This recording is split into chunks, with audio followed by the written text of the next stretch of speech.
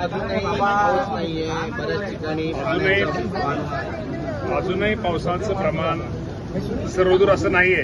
मुंबई परिसरात, मुंबई, ठाणे किंवा इथं घाटमाथ्यावरती पाऊस सुरू झालेला आहे. अजून इतर ठिकाणी पाऊस थोडा अजून कमी आहे.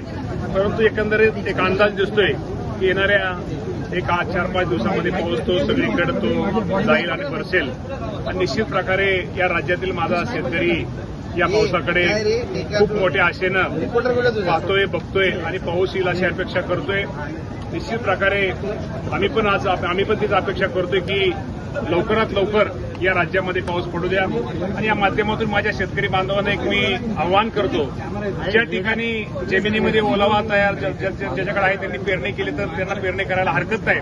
पण अजून ज्या ठिकाणी अजून जमिनीमध्ये ओल नाहीये अशा अजूनही त्या बाबतीमध्ये शेतकऱ्यांनी थोडं थांबून पेरणी करावी, पावसाचा अंदाज बघून पेरणी करावी, हे मी राज्यातल्या शेतकरी बांधवांना करतोय. परंतु निश्चित प्रकारे गेली 2 दिवस एक आशादायी चित्र या पावसाचं दिसतंय. हवामान विभागाचाही अंदाज दिसतोय आणि सर्वच तज्ज्ञांचाही या बाबतीमध्ये अंदाज दिसतोय की येणाऱ्या 2 दिवसामध्ये पाऊस सगळीकडे, पाऊस 3-4 दिवसामध्ये, आठवड्यामध्ये सगळीकडे पाऊस या राज्यामध्ये व्यापक स्वरूपामध्ये होईल. आणि ती आपण निश्चित प्रकारे अपेक्षा करूया.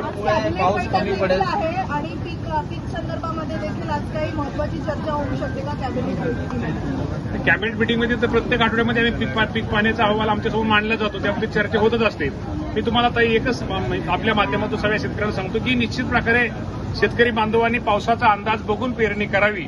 आणि निश्चित प्रकारे पाऊस तर आज एकंदर हवामान खात्याचा अंदाज किंवा एकंदर वातावरण बघितल्यानंतर निश्चित चित्र हे आशादायी आहे.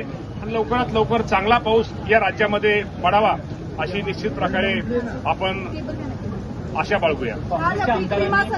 आंदोलन देखील पायऱ्यांवरती पाहायला मिळालं होतं. ठीक आहे. पीक विम्याच्या बाबतीमध्ये काल आपल्याला माहिती आहे की मी या राज्याचा शेतीनिष्ठ पुरस्कार, कृषीनिष्ठ शेतकऱ्यांचा पुरस्कार काल वरळीला होता, त्यामुळे मी नव्हतो. परंतु त्या आमदारांचं म्हणणं ऐकून घेईल आणि त्या बाबतीमध्ये निश्चित प्रकारे त्यांच्या मनात जे काही शंका आहे किंवा त्यांचे जे काय ते दूर करण्याचा प्रयत्न निश्चित प्रकारे करील. शेवटी आम्ही सगळेजण शेतकऱ्याची मुलंच. आम्ही हे सरकार हे शेतकऱ्यांचं सरकार आहे, शेतकऱ्यांचं हित साधणारं सरकार आहे. या बाबतीमध्ये निश्चित प्रकारे योग्य तो मार्ग काढला जाईल. माहिती नाही, माहिती घेऊन नक्की बोलेल.